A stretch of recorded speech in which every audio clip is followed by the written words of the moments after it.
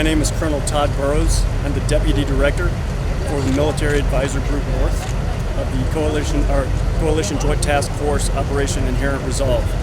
We're here today divesting some vehicles, some rolling stock to the Peshmerga forces.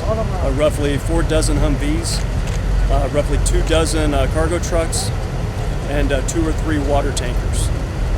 We're divesting these vehicles in order to increase their mobility, enhance their capability so that they're able to move farther, move faster, and move into some of the safe havens in order to defeat Daesh.